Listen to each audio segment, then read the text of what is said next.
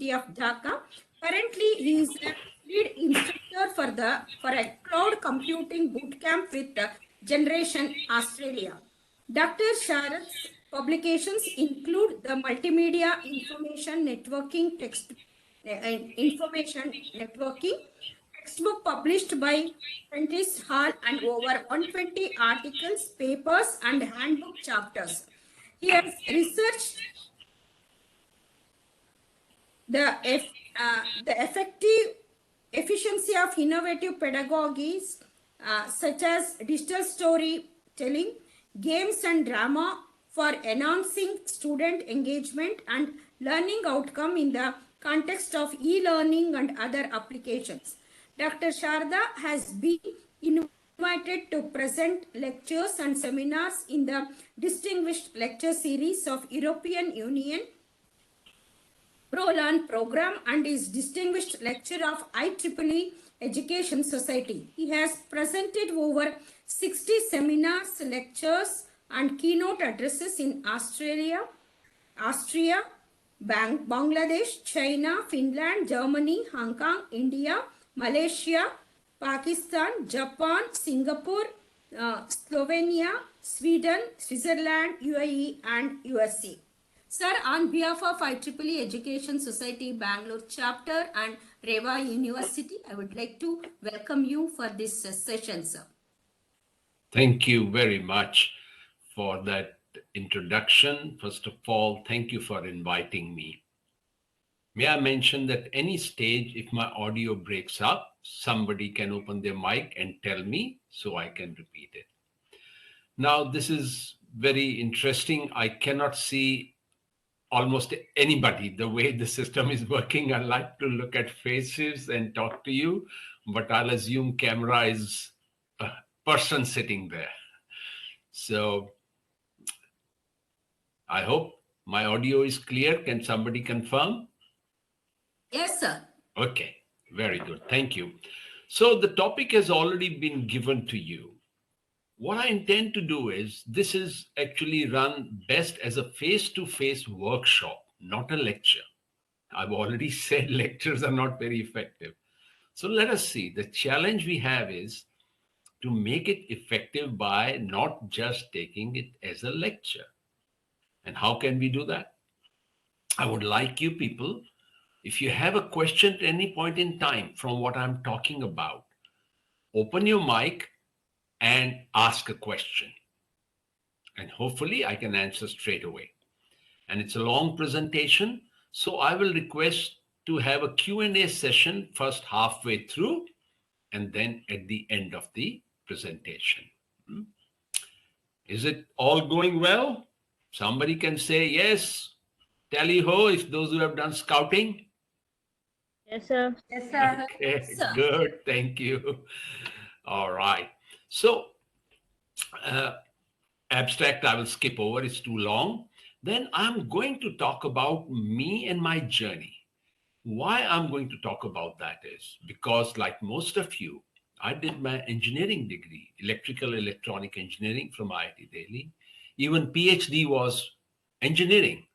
And then for many years, I taught that. And then how did I move into what I'm talking about? I want to share that with you because I'm assuming most of you have been focused on your technology research so far. You're teaching. I'm sure you're all good teachers, but your focus is to deliver your lectures very well. So what can we do to change the paradigm?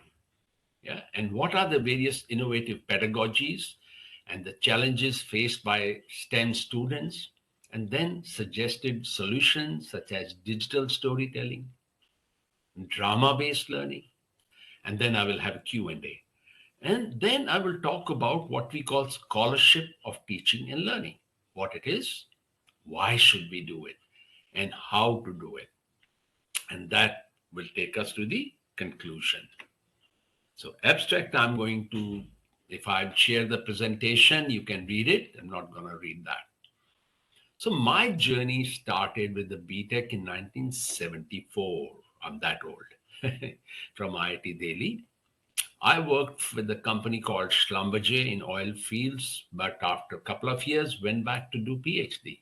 And I'm the happiest person that I did that. Even though my professor, I don't know if he's still popular, Professor Indra Sen, he was my professor, and he said when I went back to do PhD in Nalin, you are a bloody fool to leave Schlumberger, because it was the highest paying graduate job at that time. But I keep telling my students today, I'm so glad I did that because I'm loving what I do now. So I did my PhD, came to Australia, worked at Curtin University, Murdoch University. At these first two universities, I was still doing all my technical work and technical research. Victoria University, where I worked for 24 years, that's where somewhere halfway through, I looked into all these new teaching paradigms. Why did I do that? How did it happen? I will share that further. And in between, I had visiting professor positions at Florida Atlantic University in US, Karlstad University, Sweden invited me because of the book I wrote, which I'll share in the next slide, JP University in India, but Aachen University, Germany, where I worked on digital storytelling because by then I had started doing research in that area and publishing in that area. I will share with you the chronology of my research effort in that area. And in between, presented a lot of research seminars and lectures in all these countries, which were read out to you. So, as you can see, I have been working now. Oh, I have to go back. I clicked on that and went further. Not only in engineering, and more of it I will share, I had other interests as well in storytelling, story writing. And that really combined well with my engineering and education interests. You know, in India, even at IIT, we had first 2 years some subjects where we read some novels, etc. But we don't have enough of arts in our engineering education. If you go to countries like US, they call it breadth study. They do other areas. Somebody might be doing drama, story writing, etc. And that allows them to combine the arts with engineering. STEM we have all heard of, but that is becoming little dated in terms of only teaching people formally and how to engineer stuff. And you've already been told about my publications, don't need to say much about that. I'm going to move forward from here. It's not my CV. Now, this is the important bit. Even as a young man, I wanted to write stories. But like many of you, English is not my first language, it's my third language. And mastery over the language is not easy when it is not your first language. I could not succeed in writing stories. When I wrote stories earlier and sent it to newspaper, etc., they were not published. But by the year 2000, I got so keen, I actually went to attend workshops to learn how to write stories. And then I started writing stories roughly around year 2000. And I'm still pretty old man. Yes, please ask me something. Somebody said something. It's okay. Go ahead. Yeah. Okay. Let me confirm. Can you hear me clearly? Any one person? Because I don't see anybody. Yes, Sir, sir, there's an it's clear, echo. sir. Very There's clear? an echo. Yeah. We can hear an echo. You can hear an echo. Yes. Oh, I don't know if it is because of usually other mics open. Is everybody muted apart from at least one Sir, more I person? guess Hmm? you have two systems on. No, I have only a headphone on and I Maybe your use, mobile, your handset. no, my handset mobile is off. I can even turn it off. It's not connected. No, no. If there is echo, we have to take care of that first. If I, okay. Yeah, that's not good. Okay. What I'm going to do is if I take off the headset, And let's see how well you can hear me now. Directly from the, I've unplugged the headset. How Absolutely is the clear. audio now? Directly to the laptop. Is it any better? Yes, sir. Overall audio, even when I hear you people, is not the best. How is my audio now? Now that somebody who confirmed just now, I couldn't hear you. Maybe somebody else can try to tell me. It's clear, sir. Clear? Okay, Yes. then I'll keep the headphone off. It's unplugged from USB in case it was causing a feedback. So, can you still see the screen? Yes or no? Yes, sir. Not presentation, Sir, sir. you need to share the screen now. Okay, I'll start sharing again. And it is this one. Yeah. Okay. Okay.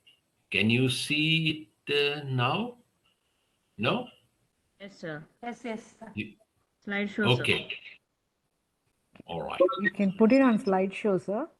Slideshow. Okay. I'll put on slideshow. Yeah. And is that better? Perfect. Yeah. Very good. Thank you for confirming. Okay. So, what I was saying is my personal interest in storytelling.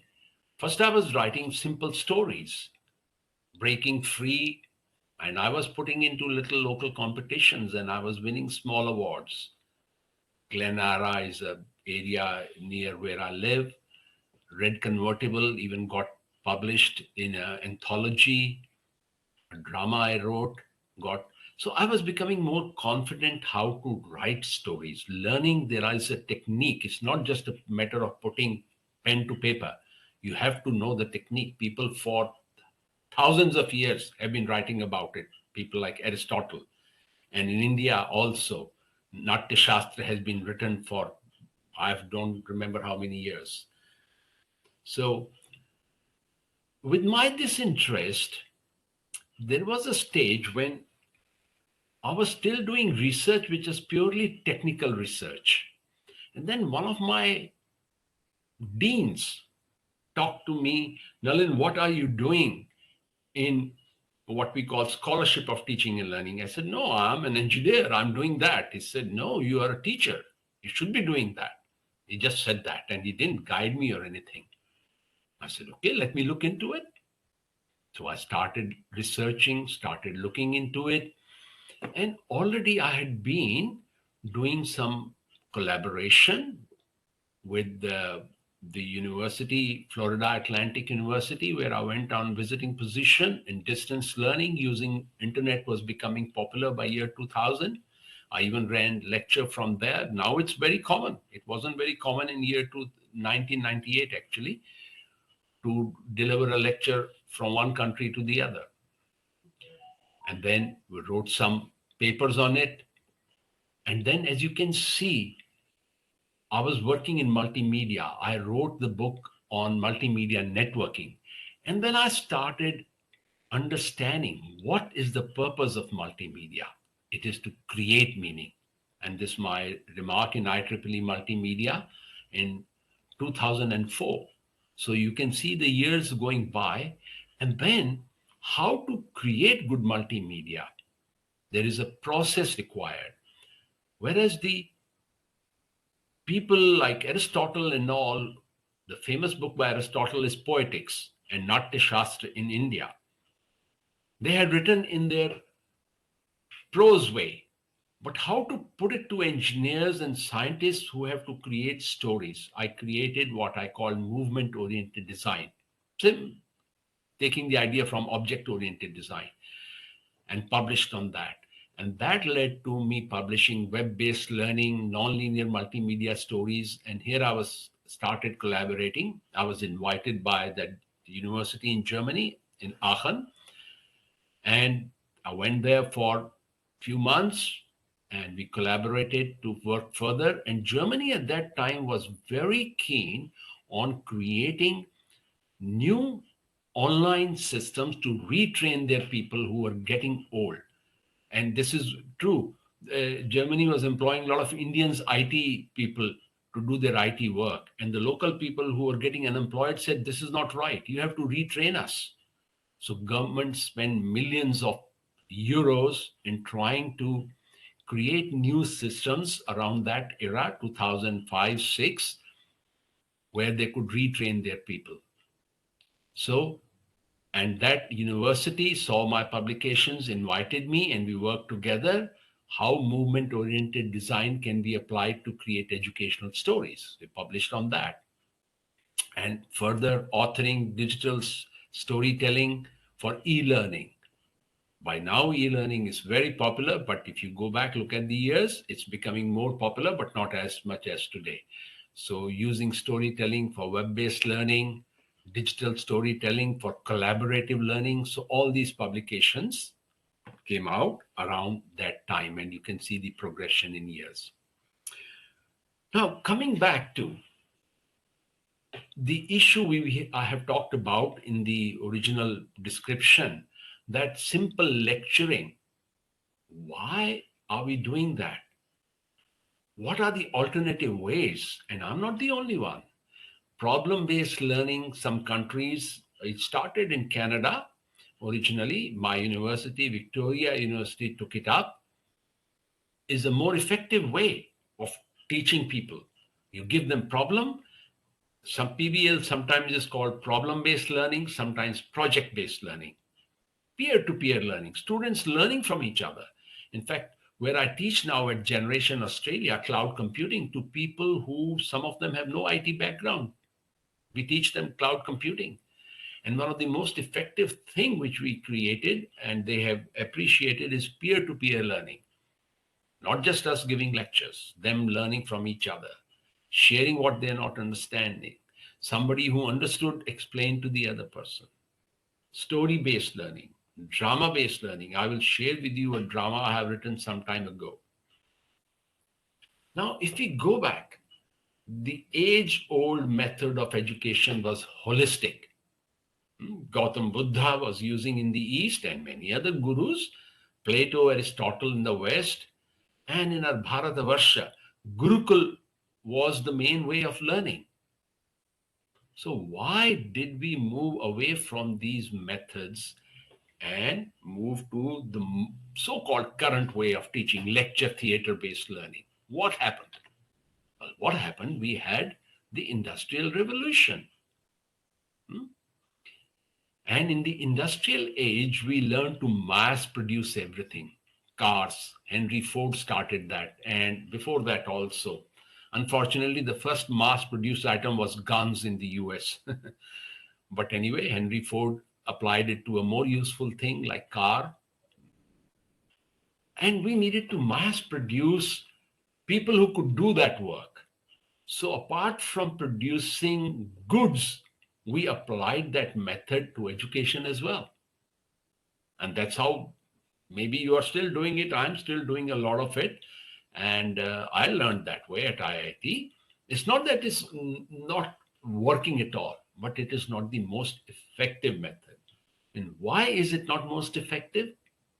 It has no emotional content.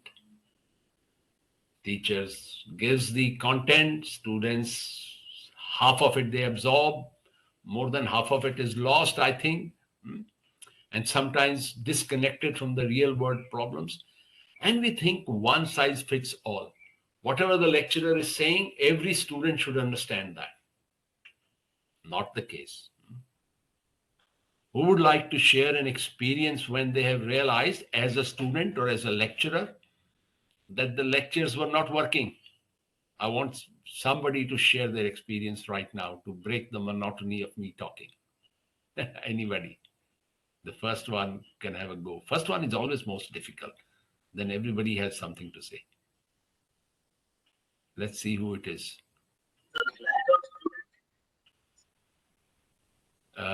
It wasn't very clear. Today audio is bad, so please try again. Whosoever spoke.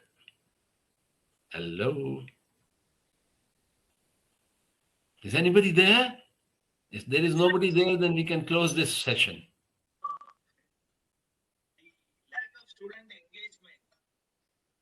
Okay, somebody's trying to talk but can't hear clearly.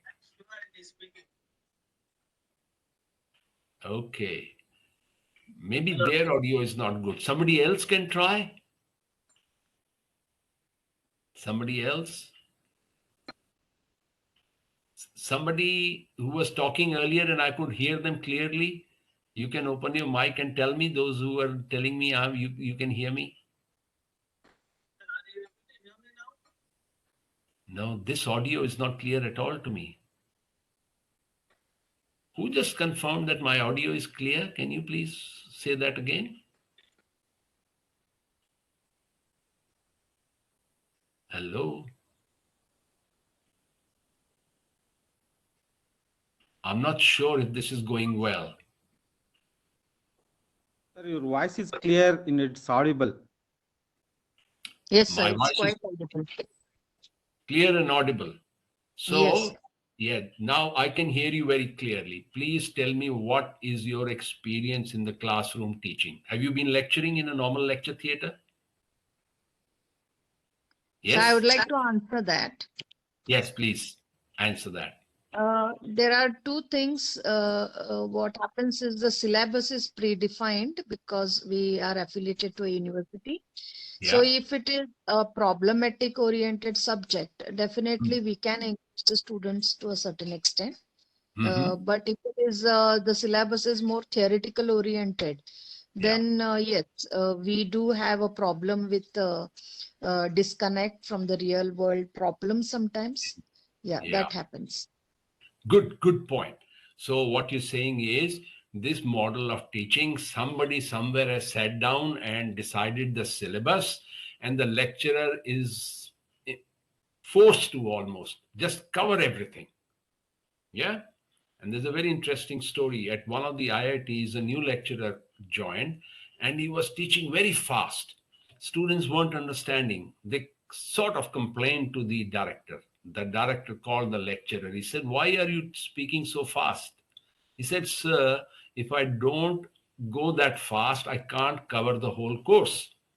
And the director said, "Young man, don't cover anything. Just uncover a little bit of it. Rest of students will find out themselves." Especially in today's world with the internet, we lecturers are not the only source of information. So we have to change the lecturing paradigm. And this needs to go right at top. I don't know if some top people are attending this seminar or not, who are responsible for making the curriculum. So it's a big discussion that needs to be had. So I'll now continue with the presentation. Thank you for your input, and I will be requesting that. I would like that if you please participate like this. So some of the possible ways of changing the modus operandi, the way we do teaching, just lecturing on some labs, is using digital storytelling, game-based learning, drama-based learning. I put pictures of kids doing that, and a lot of it is being done with kids in schools today, but we can do that at university level as well. Now I'll share my research into it. Arcadia is a play with Tom Stoppard, and I knew my daughter that she had read this at school. And it covers history, chaos theory, gardening, and a bit of sexual tension. So some time ago, when I was writing this paper originally, her name is Pallavi Sharda. She's a law graduate. She was very good in maths, but she, like Australia, people move away from maths. She moved away from maths, and she became an actress. I don't know if anybody has seen her movies. Besharam in Hindi is the big movie she did, and recently on Netflix, Wedding Season. Why I'm telling you all this is because she's moved away from science technology, though I'm as a father, and my wife is also a professor of engineering. But I wanted to find out by reading that book, a play, which had some mathematical concepts in it, how much did she get? So I posed these questions to her just via email. Question number 1, did it introduce you to any mathematical concepts? Her answer was, teachers alerted us, therefore I looked for scientific and mathematical ideas because teacher had alerted. Did mathematical concepts hinder the narrative? Did it stop the story in any way? Our answer is no. It added depth. Same way as many Greek philosophers did. So if you go back to Plato, etc., Greek philosophers and similar ones in India too, the education was through storytelling. So she says she liked that. Did the play get you interested in any of the mathematical concepts? Our answer is the notion of entropy and butterfly effect became fascinating as I read the play.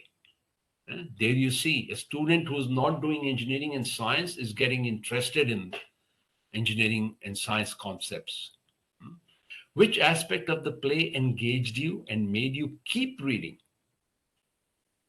Answer is, I was thoroughly engaged in the narrative, that is story, and various dichotomies. The push and pull it explored, e.g. classicism versus romanticism in the description of the setting. Now, these are terms used by arts people who do literature. I don't know how many of engineers have even heard of these terms. So in India, we have this dichotomy, division between science, engineering, and arts people. There is very little overlap in what they study. Not the best thing to do. I don't know how many of you know of Fermat's last theorem? Anybody who knows what is Fermat's last theorem, please open your mic and tell me. What do you know about it? There is something on the screen. You can read it to remind you. Anyone knows what is Fermat's last theorem?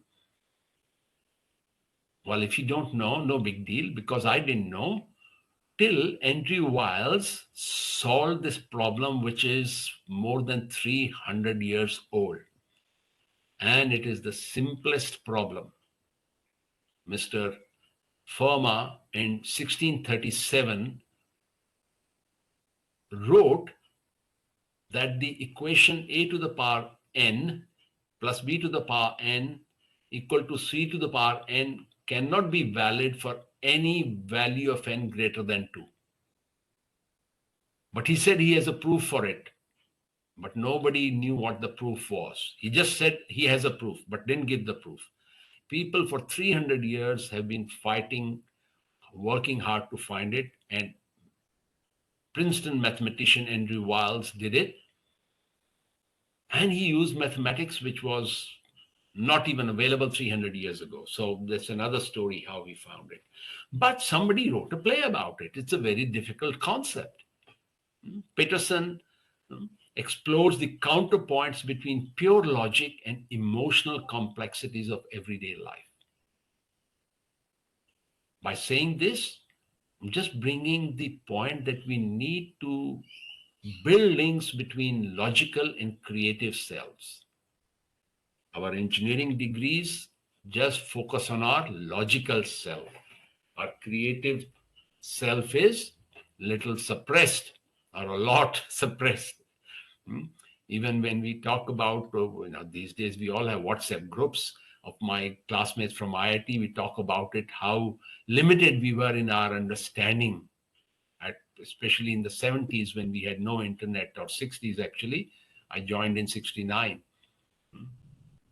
So we were only working on the left brain, as we call it. It doesn't mean exact left side of the brain, but the logical self. And the right brain, which is equivalent to the emotional self. So what do we need to do? Why all these new paradigms can help us to improve student engagement and therefore learning outcomes is to increase bandwidth between left and right brain, make a stronger connection.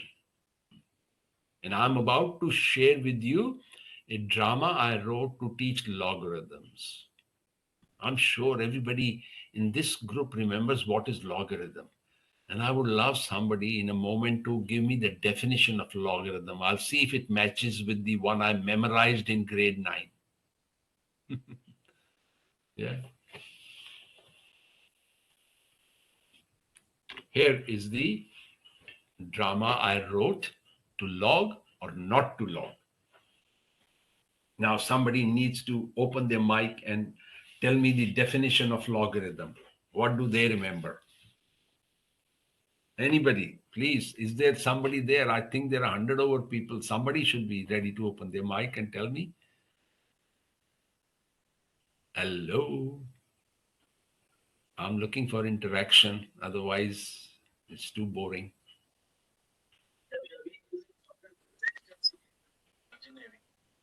This mic did not work well. Somebody else try, please. Hello? Even this mic didn't work well. I can't hear you. I don't know if others can or not. Is it somebody else? Just give it a try. I'm going to stop here unless and until I have interaction from people. So b to the power of x, if it is equal to n, then x is the logarithmic of n to the base. Good. Thank you. I remember from 9th grade, logarithm of a number is the index to which the base should be raised to make it equal to the number. I remember like a poem. And that's how we memorize things sometimes without understanding. Yeah. And when I was teaching data communications for many years, I would ask students, do you remember, did you study logarithm? Yes, sir. Who can tell me what it is? Nobody could tell me. And that's Australia, because maths is not the most popular subject in Australia. And then I thought, maybe if we create a drama where students play this drama, have fun, and maybe they will remember. I will rush through this drama because we have over half an hour already. Just 5 characters, call them alpha, beta, gamma, theta, and pi. And some bits of drama I will say. So in this one, they're just initial, we are setting the scene. They've gone to uni, somebody's complaining it's worse than school, too many tests, even in week 4. And somebody's saying you got to force your way through. Somebody talking of logs as if they are wooden logs, and Mr. Pi is the most intelligent. He or she, it could be either, says, no, log doesn't mean that. So bringing interest from others. What is log then, if it is not a wooden log? So that's the funny thing. In English language, most languages, one word can have multiple meanings and vice versa. So they're talking about a bit of Kokoda Trail is an Aussie thing from Second World War. So bringing in a bit of cultural and historical issues in the writing of the play. Aussie diggers, the fighters, the soldiers in Australia are called diggers.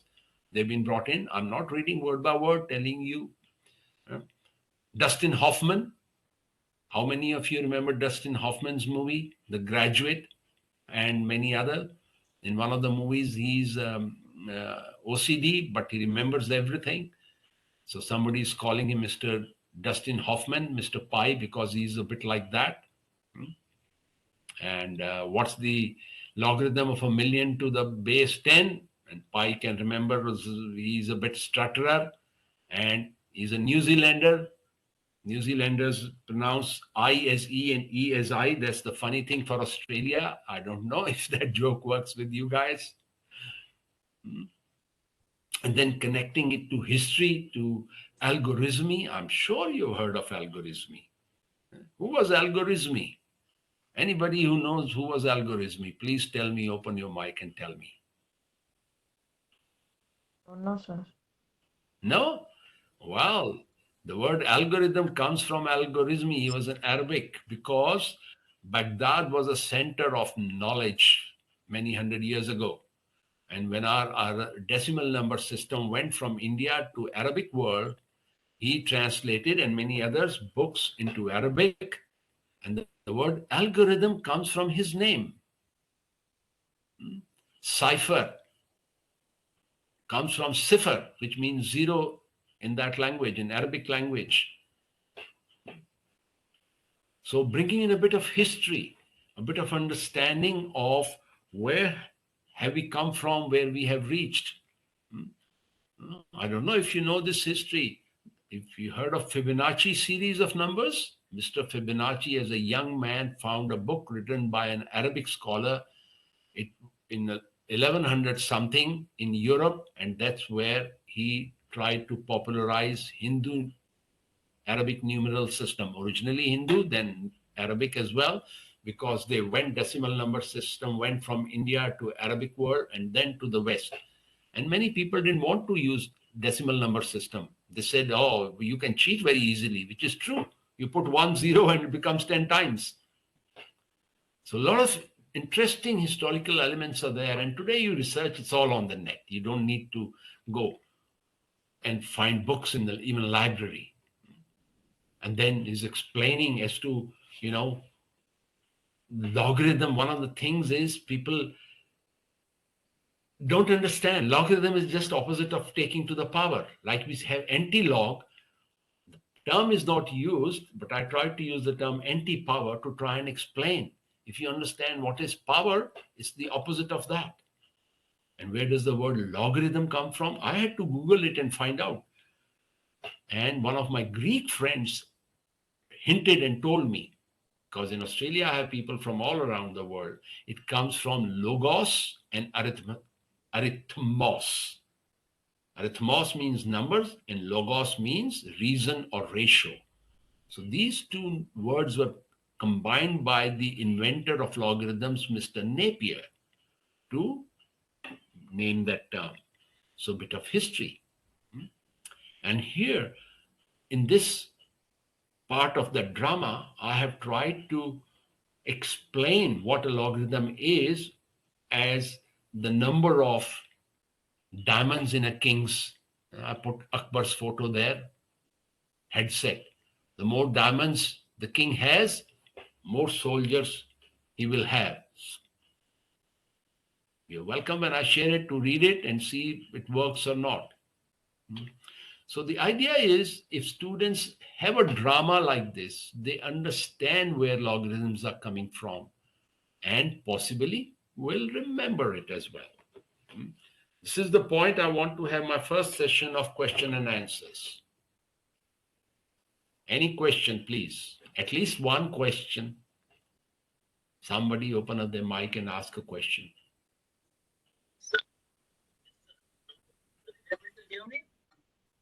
Now, this gentleman, whosoever is speaking, your mic just does not come through. Somebody else try. Another person can try. Even the lady who was asking questions earlier, your mic works very well.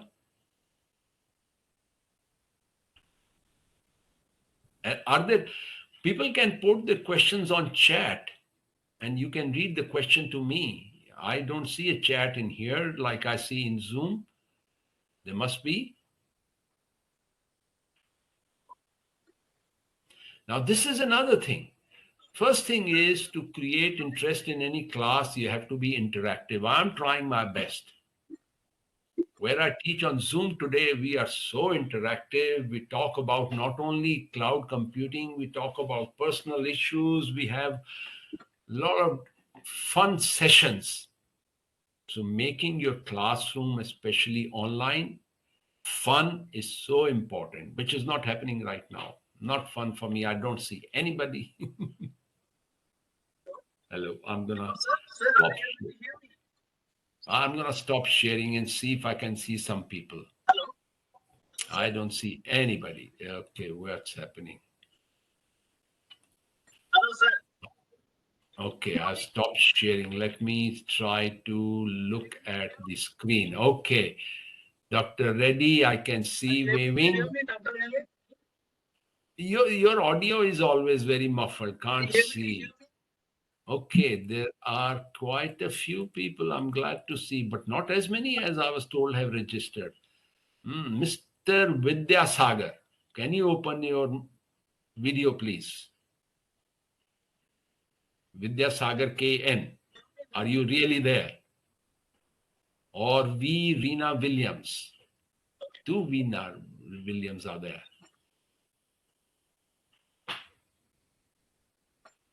No, I didn't see at least one person can open there. Let's see who can open their video and talk to me. Only then I'll do the second part of the presentation. First part is done. Oh, there is one Pallavi J. Hello, Pallavi Ji. Can you open your video? Are you really there or not? Sir, Are you just logged in and gone away? no, sir.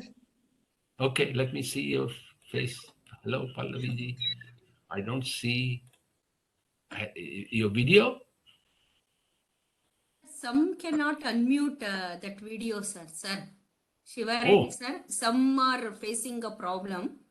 Oh, Not able to unmute the video. Few people. okay. There are few videos now. Pallavi J. Hey, Pallavi G, I'll call you. Yes, I can see your video. How are you? Tell me, what do you teach? Sir, actually, I'll teach power electronics, signals and systems. Oh, wow. Power electronics was my favorite subject. My undergraduate project was chopper circuit and PhD cycloconverter. Okay. But I'm not going to discuss today technical stuff. So tell me, what we have discussed so far, do you think we can use any of this in teaching power electronics?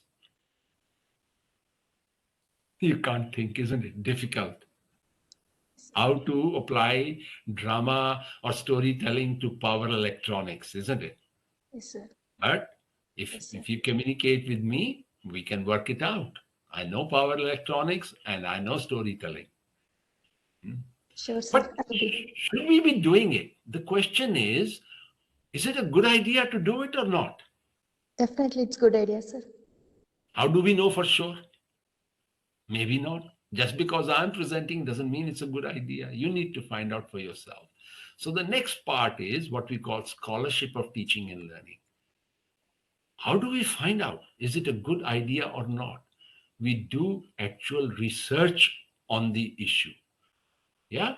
So now I'm happy to having chat with you, Pallavi ji, to share again and move on to the next part of my presentation.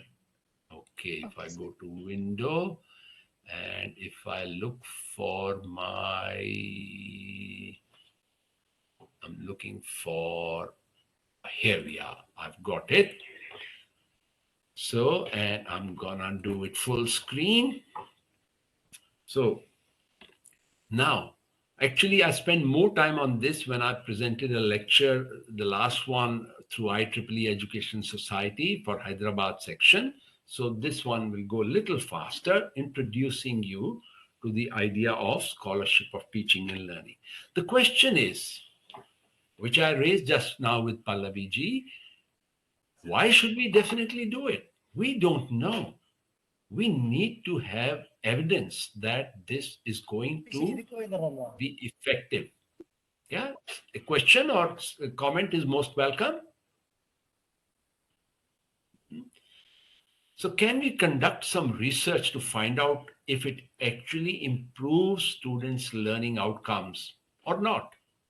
And as good researcher, we should be open for both answers. Can we do this research? Yes.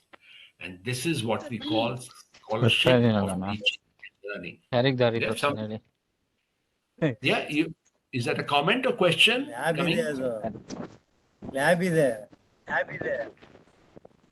Sorry? Is somebody just talking to somebody else with mic open or asking me a question? Okay. Okay. If you're not communicating with me, then you get, section ಅಲ್ಲ ಬೇರೆ section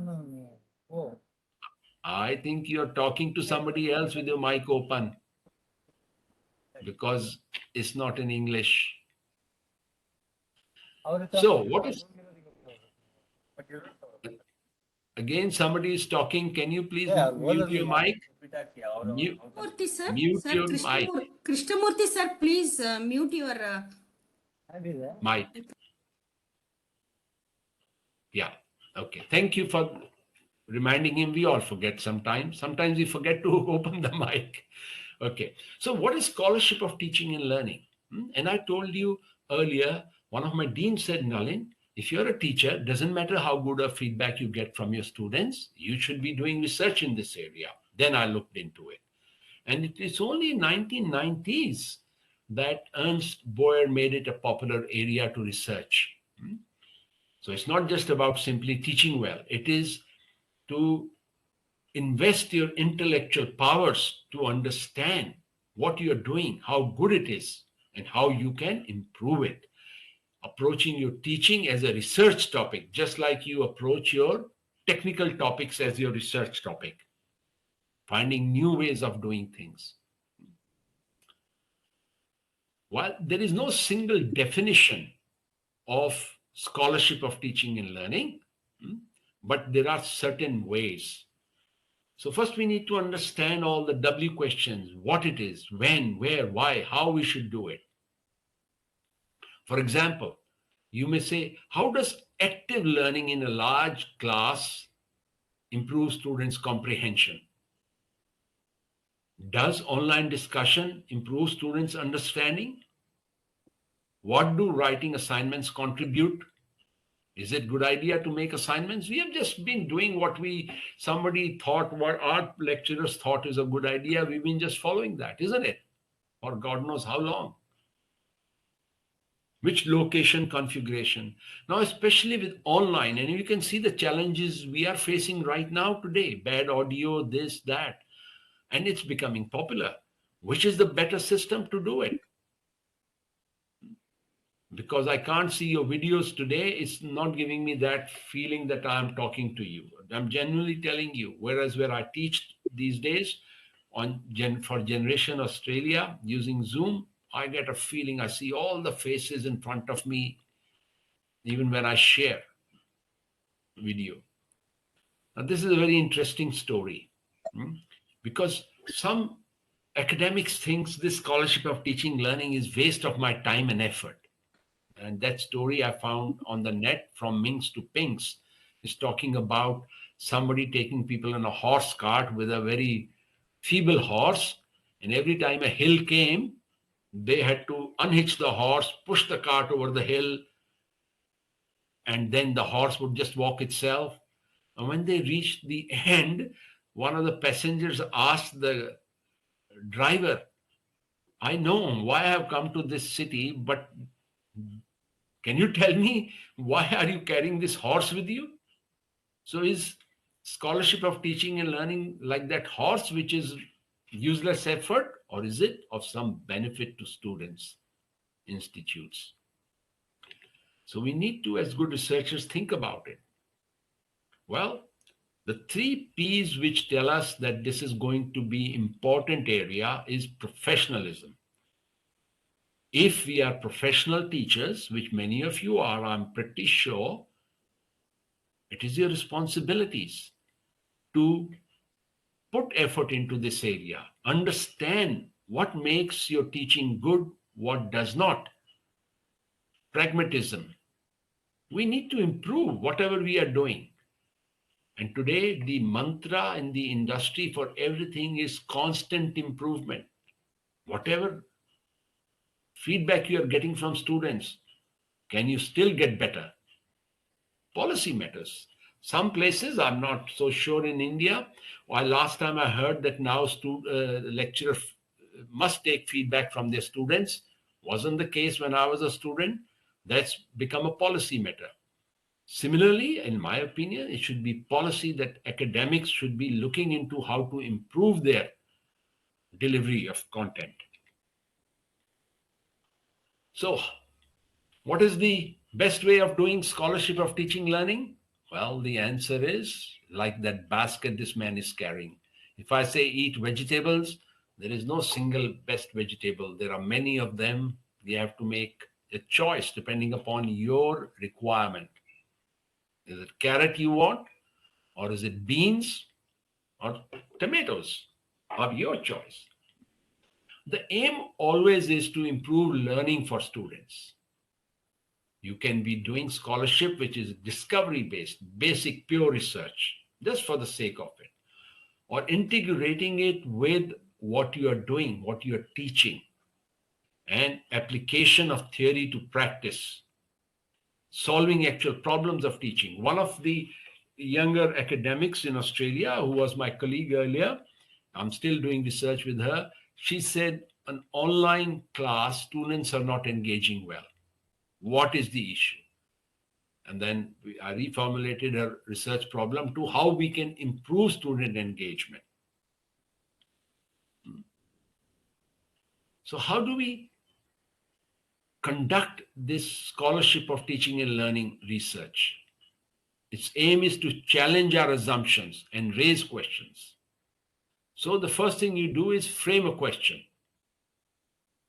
Why are like that lecturer at Torrens University has done recently, working on that research right now? Why are students not engaging online? And it's probably right now. I don't know how many of you are fully engaged. And I'm afraid some of you, because your video is not on, just you have logged in and you've gone away. Not everybody, but some people do that. Just mark their attendance. So, what is the reason for that? We need to gather evidence, first of all. How many people actually are engaged and not? I don't know on this system, but on Zoom, you can actually get data on that. So, gathering actual data. And based on that, test and refine your pedagogy. Is it drama based learnings? Even simple lecture. How do you engage students more? You can think of ideas. I'm sure all of you will get ideas. I can improve engagement by doing this. But how do you confirm that that is the right way to improve engagement? So you can follow a process. If you want to do research in the area, best thing is start with something that is bothering you. Formulate a question based on that. Work out what you can do possibly, which will have an impact on students, improve their participation, for example, improve their results, improve their sense of well-being. Today, with COVID and online teaching, a lot of well-being, we are paying a lot of attention to that. Where I teach now, we have ladies, a lot of them coming from India, from South India too, who are working in IT industry in India. Now they had 2-3 kids. I know they want to get back into IT industry. So we are training them in cloud computing. But when they are studying, they have kids who are crying. So I always tell them, oh, bring the kid in your lap. And I say hello to that kid. And then there is a smile. Then they sit smiling in mom's lap and not bother mom. So understanding how to improve people's well-being is very important. So before you start, you need to work out how you will know. I'm at point number 4, that what you are doing is improving. You need to create a method of, let's move forward, assessing the outcome. You might need to create a rubric. Various methods are there. We don't have time to go into detail, but I'm happy if anybody wants to get in touch with me, I will share my contact. I'll be happy to give you further information. Embrace reflection, reflexivity, reflect upon what you have done, how it can work, and publish.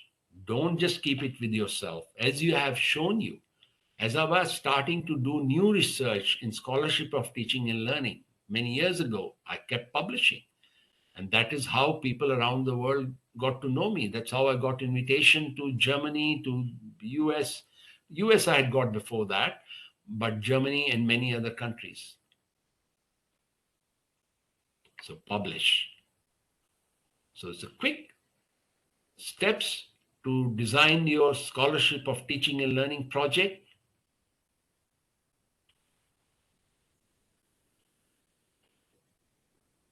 You research how you're going to collect your data with portfolios or interviews or focus groups, observational research. One of my research scholar, her PhD was to see how digital storytelling can improve maths learning at school. So she was going to school. She created digital storytelling's methodology. She had to train the teachers how to use it. Teachers had to tell the students. And my research scholar was sitting and observing. Half of the control group was not doing that way. Half of the control group was using digital storytelling, and the observation of the engagement, actually making observations, how long students pay, especially school kids, they lose attention. I'm sure some of you are losing attention, because I'm doing a boring lecture. So she was noting down how many people are engaged. So you do observational research, questionnaires, give questions to students, to teachers, content analysis, what they have created, how good is the content, and other secondary analysis, quasi experiments, case studies, multi-method studies. So there are various methods in which you can collect your data, analyze your data, and draw conclusions. So having talked about that, I'm going to jump to something interesting. Teaching and learning quotes from various people. We are all teachers. I think a lot of us are teachers. Some students may be there as well. Malala Yousafzai, all of you have heard of her. I hope one child, one teacher, one book, one pen can change the world. And fantastic. Albert Einstein, I never teach my pupils. I only attempt to provide the conditions in which they can learn. So this goes against just covering all the syllabus. Seek opportunities to show you care. The smallest gesture often makes the biggest difference. And frankly speaking, when I did for 30 plus years normal lecturing, there was very little opportunity for showing care. But what I'm doing now, there's a lot of opportunity and do care for my learners. I don't call them students, they're all mature age, and it shows in their feedback. Real learning comes about when the competitive spirit has ceased. People are engaged, they just are inquisitive. J. Krishnamurti, I hope you've heard his name, big Indian thinker, author. Now, Oscar Wilde, he writes, everybody who is incapable of learning has taken to teaching.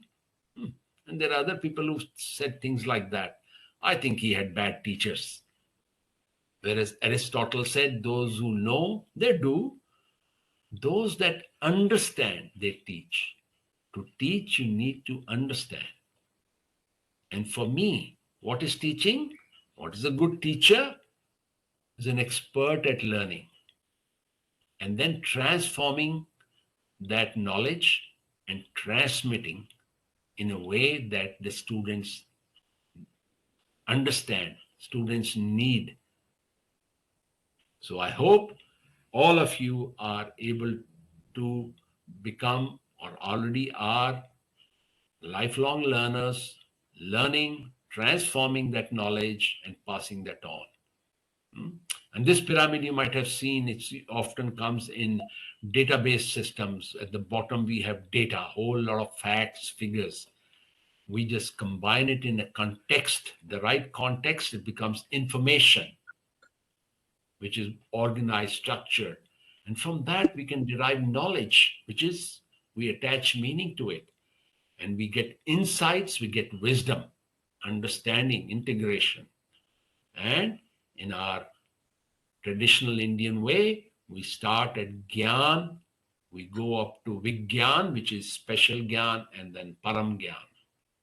So I hope all of you as teachers are thinking how you can pass not only Gyan and Vigyan to your students, but also Param Gyan. What can you do in the future? Up to you though, but suggestions, right place. Test their efficacy in the classroom as a PhD project. Turn these into comic style picture books. Collaborate with STEM teachers, pedagogy researchers, make groups who are doing this research. Alone, sometimes it can be difficult. I was lucky at my university, nobody else was doing it, but I found audience around the world who wanted to do it with me.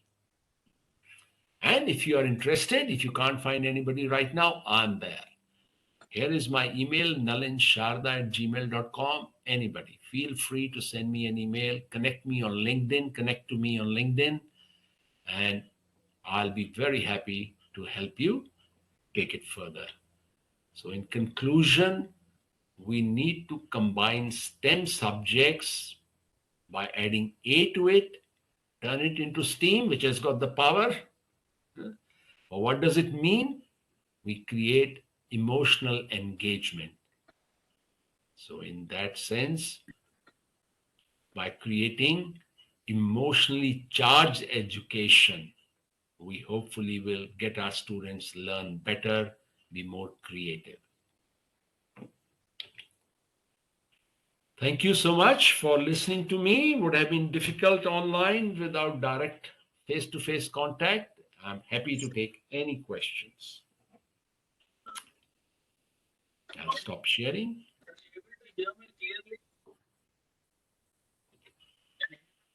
Okay. Let's see if the person asking can also open their mic. That will be helpful. Sir, I Yeah. have a question. Yeah, please. Sir, in higher education, we have a limited number of contact hours to teach some courses to the students, like a semester based, maybe 14 weeks or a 13 weeks and all. In 13, 14 weeks, students have to study more than 10 to 12 courses. How do we effectively implement such ideas which can accommodate within this short span of period so that we could complete the required syllabus? And can you give us some tips, sir? Yeah, it is a challenge. First thing I will admit, because most courses have become stuffed with content. So there has to be greater flexibility provided at the top level to the lecturer, not just saying. And that's where problem-based learning has been used, where there are no lectures. Students are given problems. In solving problems, when they find, I don't know this topic, they research and find the answer. Right now, if the mode is still what was in my time, here are the topics, here are the formulae, lecturer goes and talks about them. Students, some take down notes, some fall asleep, and at the end of the day, they just have to pass an exam. So there is a need for change in the basic model where the lecturer is given greater freedom. Okay, these are the main topics for this subject. How shall we cover it? So I hope there are some top people, director, etc., sitting here. If not, please share the video with them. I'm happy to come and talk to at any level to anybody. Right of the maybe I should talk to Modi ji. I should send a letter. I get a email regularly about education. I got email about NCRT, about school education, and I gave my feedback on that. But I haven't got for engineering education. That is where we need to rethink the pedagogy that we are using. So your concern is very correct. What I would say is, even before fully implementing it, start looking into it, start understanding, so that when you are invited to a meeting, you can explain. What will happen is people who are older, they don't want to move. This is how it has been done. This is how I was taught. This is I have taught for 40 years. Why do we need to change? So it's not a full answer to your question, but that's the pathway we have to follow. I hope that is of some help. That was Ms. Bharati, right? Yes, sir. Yes, sir. Yeah. So please start your research. Be somebody who will show the light, not expecting somebody to come and tell you that, oh, you can do this. Go and fight for it. We need to do this. And start your research in some way. And if you have long discussions with me, we can talk about how to incorporate within the limitations that you have right now. It can be done. I can't answer that in 5 minutes. Feel free to contact me. We will discuss in detail later. Yeah, Thank you, you sir. most. Yeah, yes, sir. Yes. Well, good question. Thank you. Very important question. Thank you. Any other question? Dr. Reddy, your audio is today not audible. You can do hand signals and I'll get it. Okay. Who else is ready to ask a question? Dr. Manoj, Surekha Manoj, are you there? Lots of doctors here. Are you there? If I can hear your audio, see your video, then we can have a little chat. Dr. Vinay,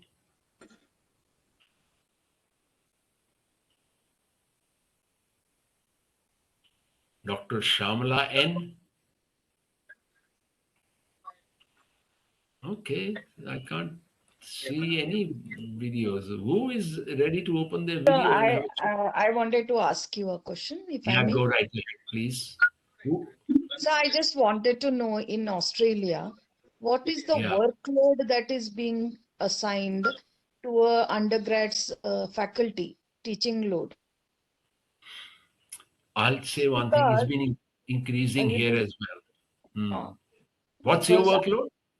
yeah, our workload is normally about one theory subject would be 4 hours per week, and Mm-hmm. normally a faculty is given two theory subjects and Mm-hmm. the practical aspect as well. And Yeah. practical would be about 3 batches, 3 hours per 3 hours per week or so. Mm. So and plus there would be some admin assigned works.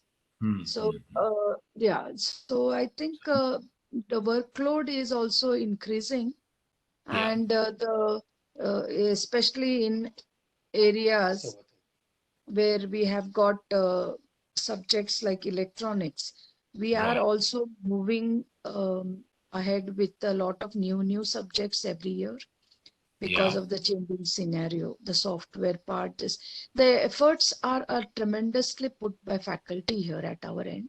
Yeah. The only thing is the teaching methodology is still the old style. I mean, not very old style, the previous style. It just goes on.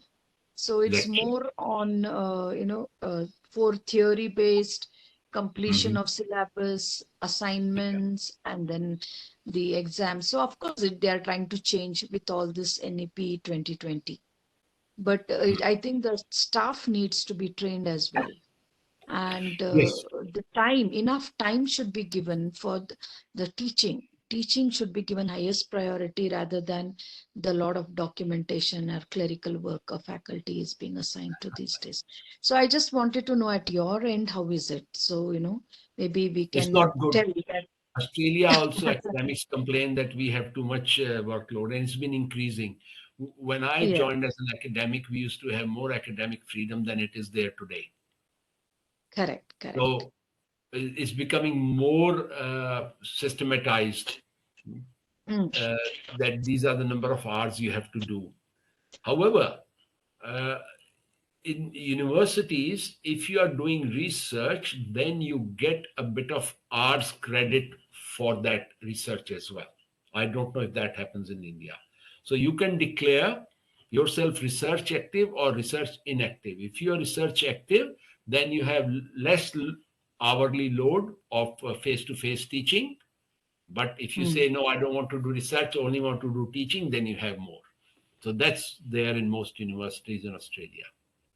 That's true, sir. That's the one reason why the research is not really happening as required because Mm. the faculty are recruited to teach rather than the research in many universities.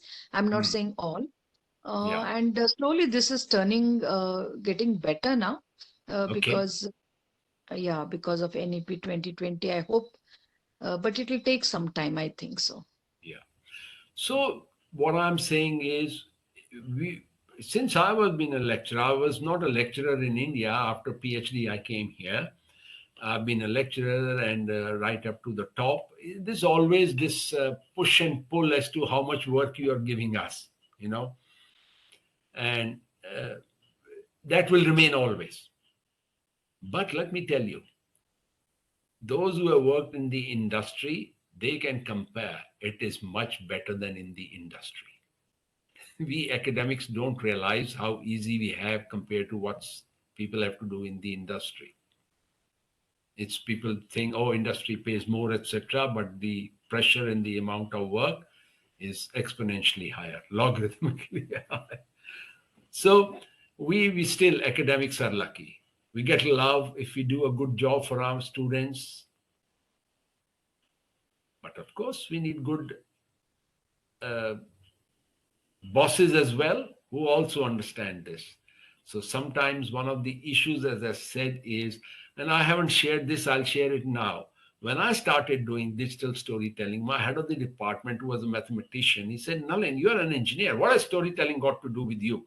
And he was as if I'm wasting my time, the research I'm doing in digital storytelling, I'm just fibbing. I'm not doing real research. But when I supervised a PhD in that area, then a few years later he came, Nalin, I understand you were doing a wider understanding of the area.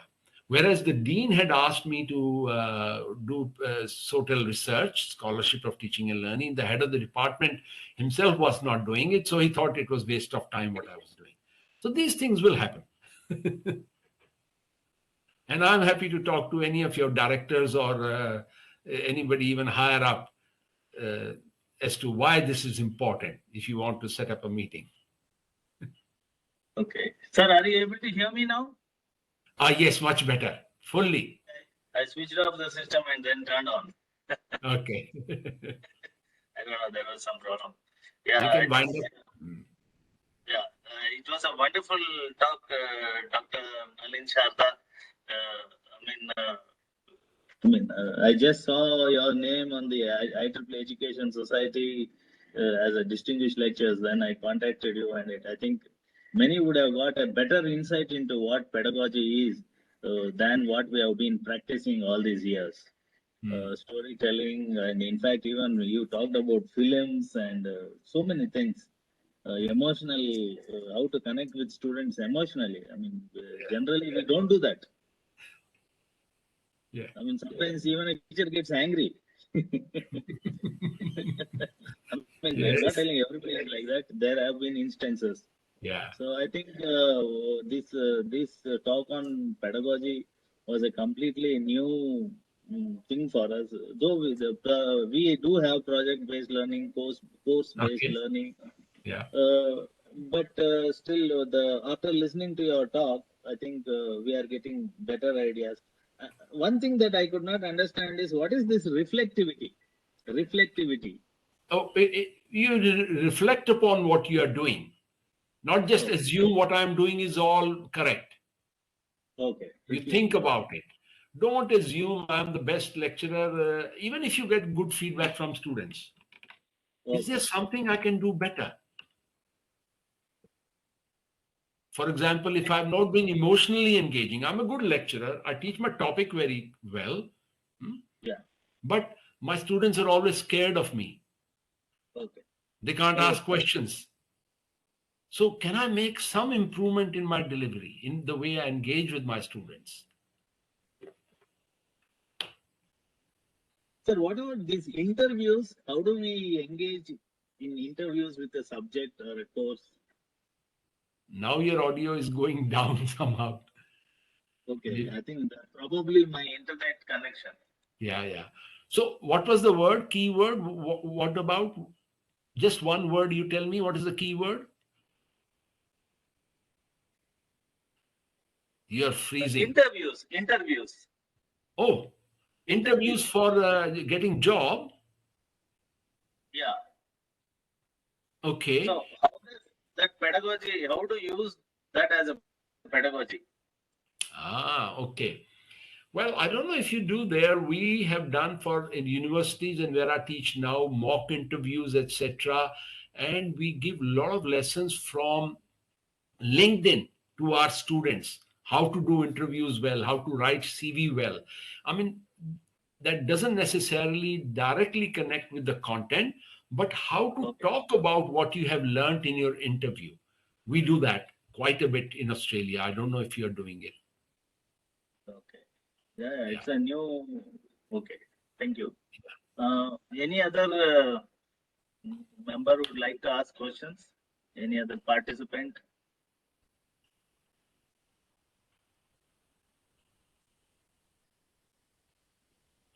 Okay.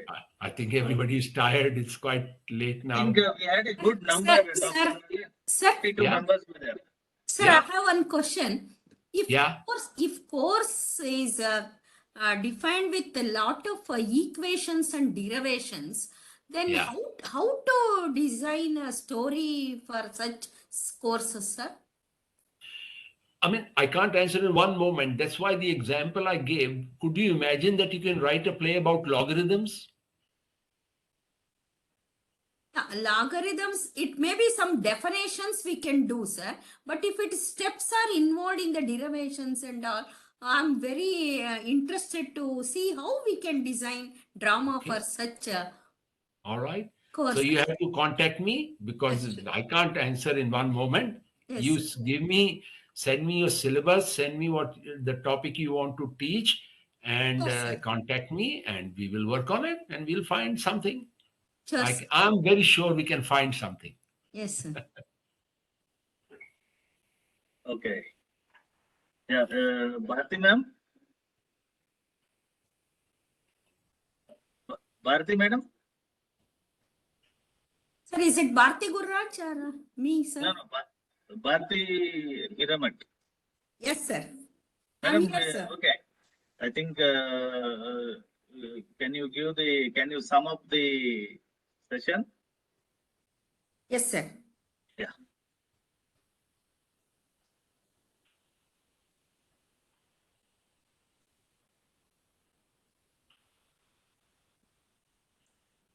Oh, disconnected or?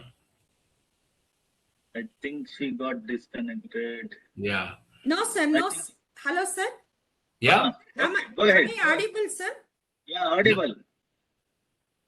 So, on behalf of IEEE Education Society Bangalore section and Reva University, I would like to thank our speaker today on the topic enhancing STEM students' engagement and learning outcomes with innovative pedagogy. Actually, sir, this session has given us new thought of looking at courses, what we are teaching. This session is of its first kind of that what we have attended. I feel maybe the same feeling from other participants who have attended this session. I have not actually, personally, I have not heard about the science, mathematics could also be taught in this innovative pedagogy. I'm sure that students are really interested. They'll get motivated about some courses. What we are seeing, some sort of what you can say, many students may not be liking the concepts of physics or chemistry or mathematics in our courses. I think this type of innovative pedagogy may create interest among students, and they may many faculty would have can adopt this type of pedagogy in their teaching learning process also. It is a very informative session. On behalf of all of us attended this session, sir, I'd like to thank you, sir, for your good informative and nice talk about the today's topic. Thank you very much for inviting me. And despite the difficulties of connection persisting till the very end, thank you. Goodbye once again. Thank you, sir. Happy to- Thank you so much for your precious time. It was indeed an excellent, distinguished talk. We would like to have many more engagements with other education societies across different continents. Thank you so much for your time, and You're we welcome. all cherish this 1 hour, 15 minutes, or 1.5 hours talk. Thank you so much. Thank you, sir. Thank you, sir. Bye. Bye, sir. Bye, sir. Thank you, sir. Thank you. Thank you.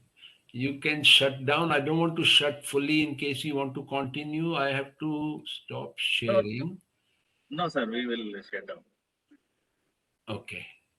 End meeting because there is a assign host and leave meeting.